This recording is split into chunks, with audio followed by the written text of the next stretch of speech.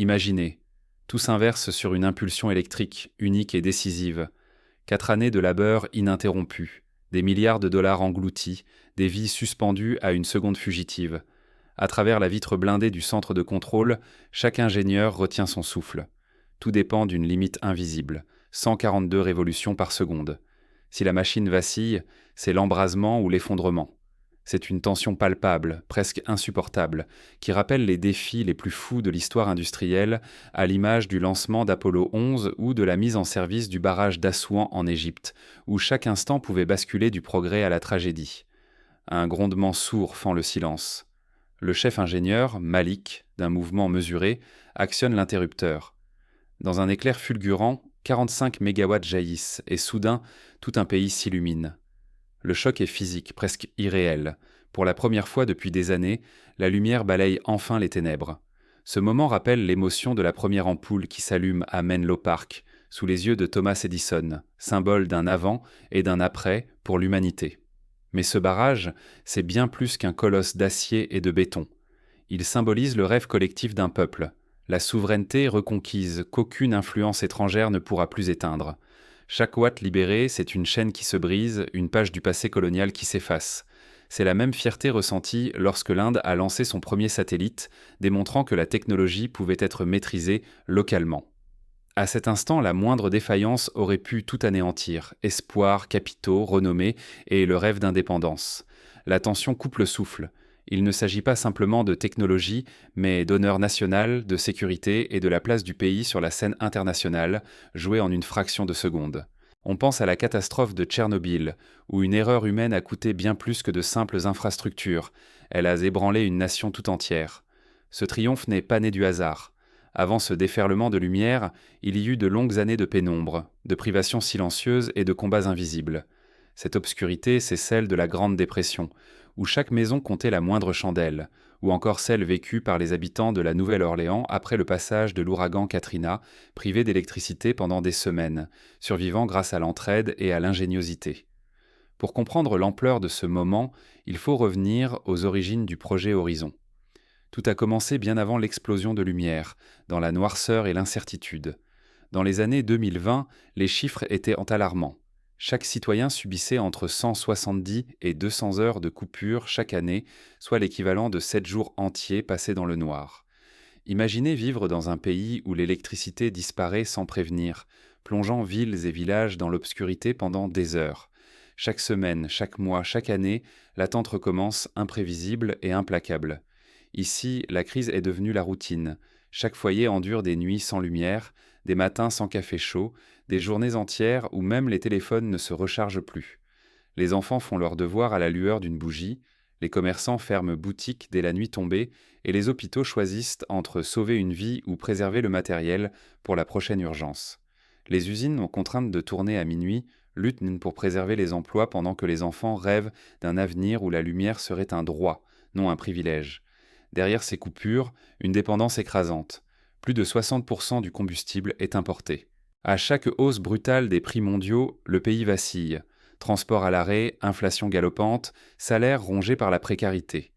L'énergie ici n'est plus un confort, c'est une question de survie et de dignité. Cette situation rappelle l'Europe pendant les chocs pétroliers des années 70, où l'arrêt des livraisons a paralysé des villes entières, imposant le rationnement et le retour à la vie à la bougie.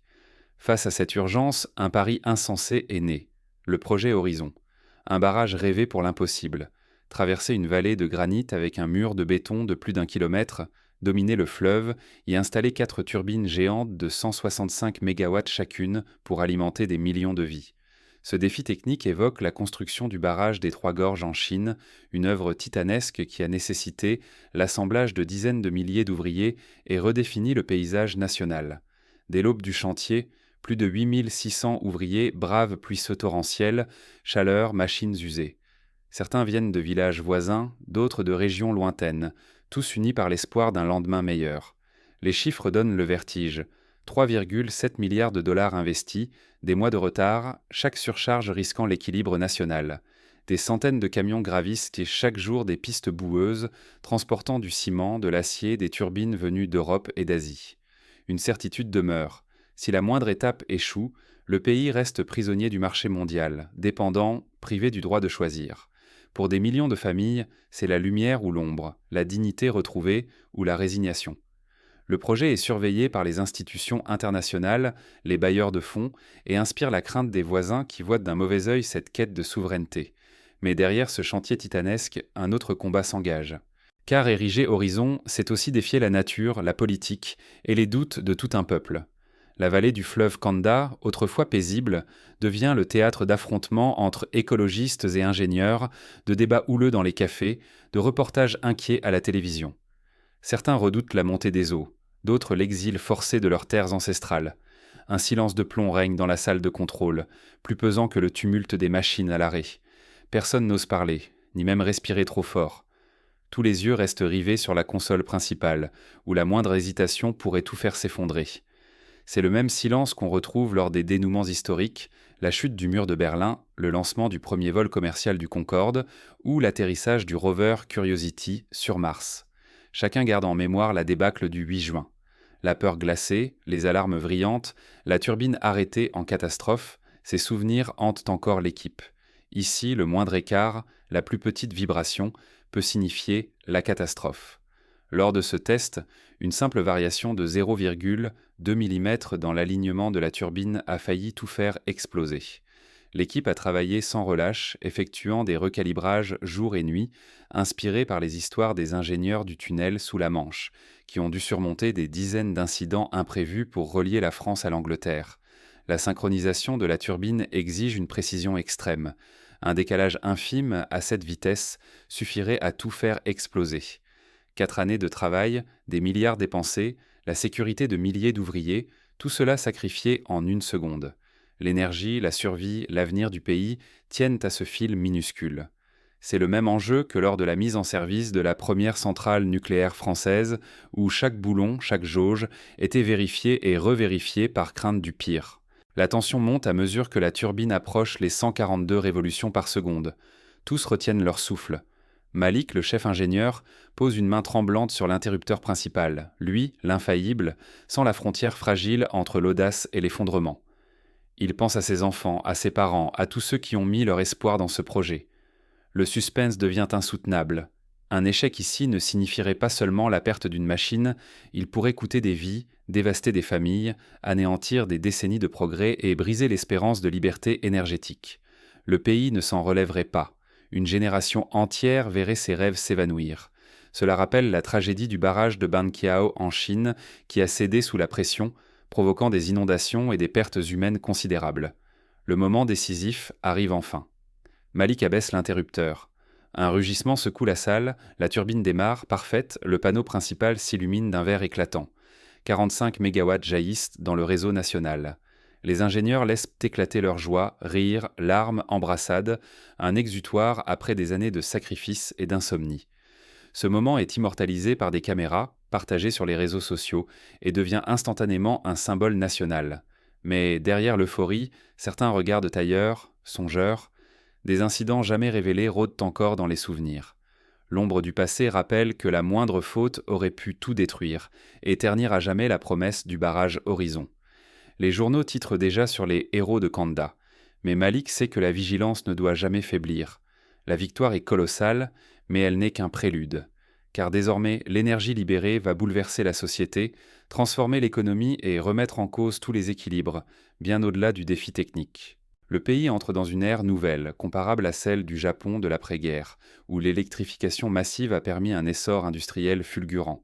Mais déjà, chacun sent que la vraie épreuve commence à peine. Ce soir, un nouvel avenir s'annonce, porteur d'espoir, mais aussi de menaces imprévues. Les adversaires du progrès, les nostalgiques du statu quo, préparent déjà leur riposte, redoutant la perte de leurs privilèges. L'électricité stable change tout, parfois sans bruit, mais avec une force inédite. Dans les campagnes autrefois oubliées, les lampadaires s'allument, chassant la peur et la criminalité.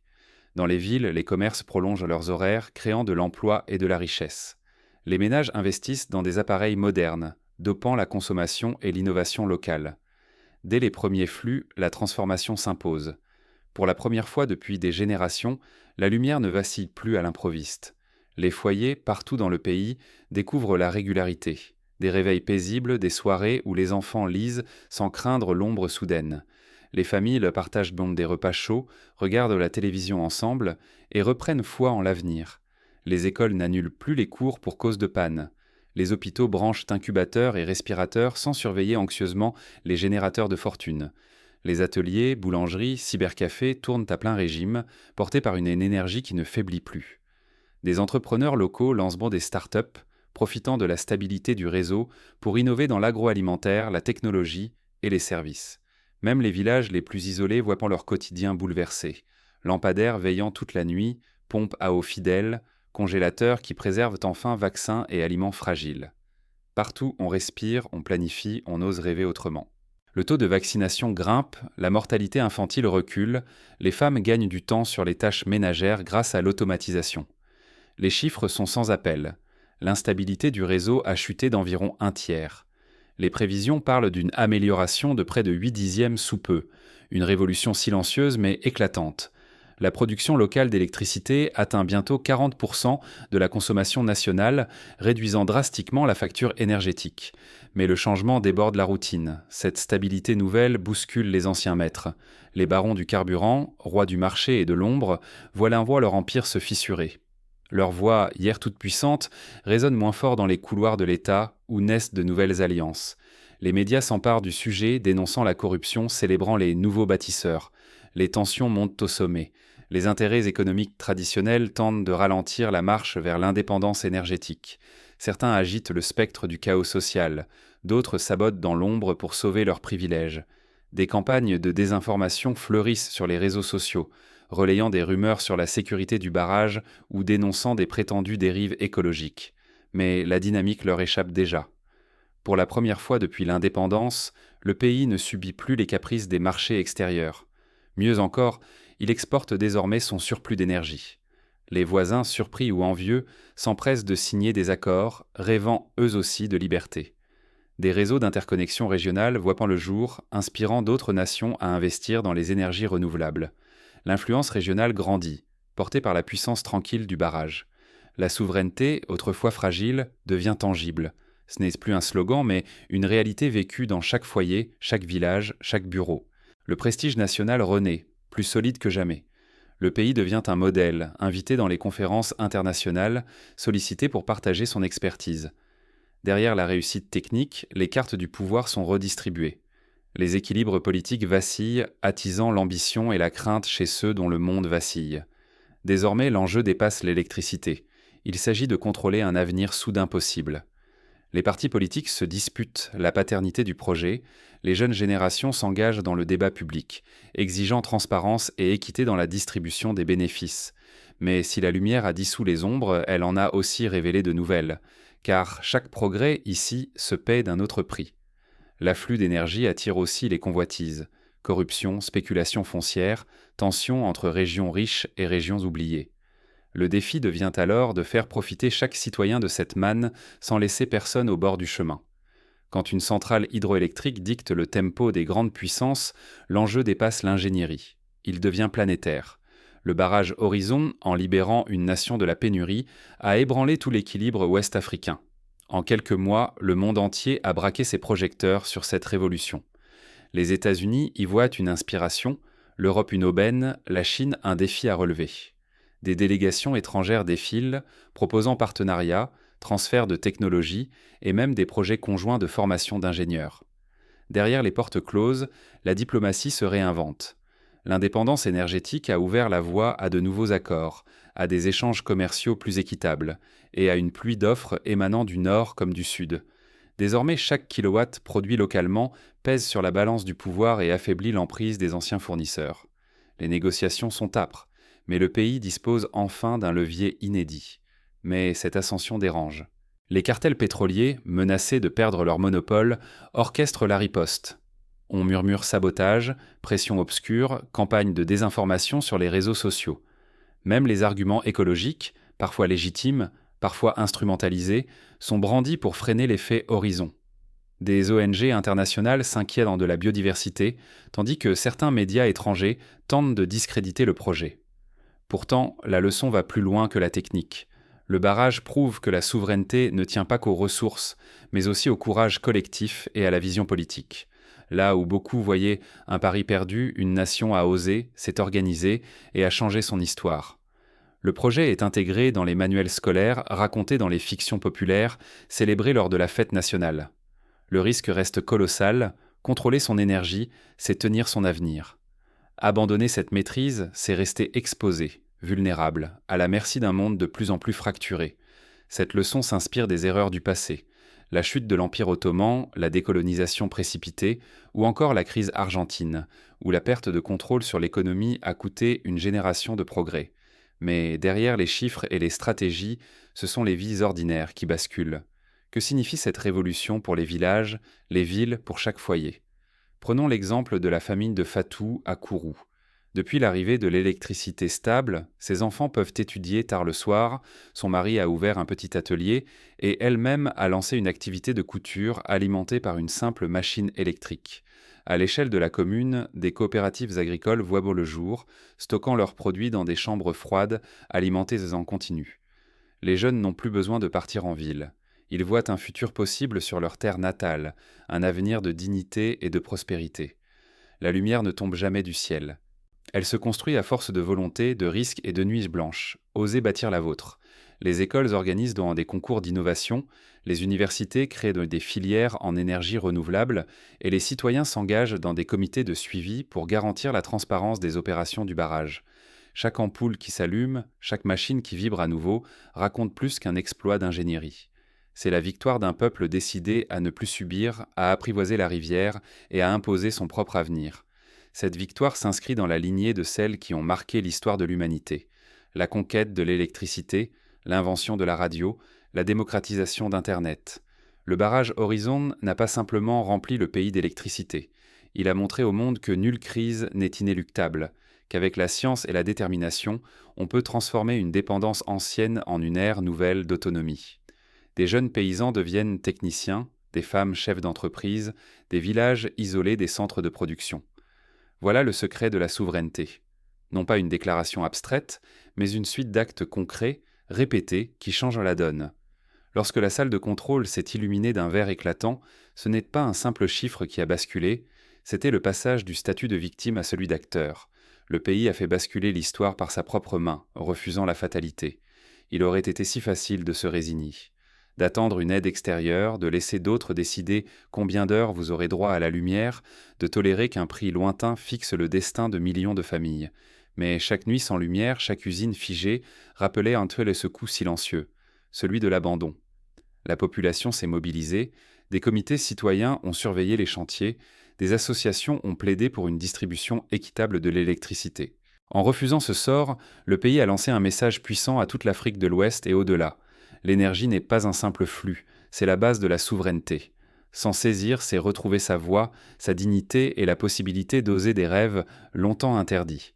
Les voisins s'inspirent de cette réussite. Des conférences sont organisées, des jumelages entre écoles techniques voient le jour. Le nouveau risque n'est plus la panne technique, c'est de rester spectateur. Car céder à la peur ou à l'habitude, c'est laisser d'autres façonner notre avenir, loin de nos désirs et de nos besoins. Des ateliers citoyens invitent de chacun à proposer des innovations, des concours récompensent les initiatives locales d'économie d'énergie. Le barrage Horizon prouve que l'audace paie. Mais ce n'était qu'un commencement. Prendre sa souveraineté, c'est agir ici et maintenant, à chaque échelle. Défendre une idée, lancer un projet, refuser la dépendance sous toutes ses formes. Cela commence par de petits gestes. Installer un panneau solaire, soutenir un voisin entrepreneur, participer à la vie publique. La lumière, ce n'est pas juste ce qui jaillit d'une turbine géante. C'est ce que chacun porte en soi dès qu'il décide d'agir. L'histoire frappe à votre porte. Qu'êtes-vous prêt à construire, vous ? Osez rêver, osez agir, car c'est ainsi que naissent les lendemains lumineux.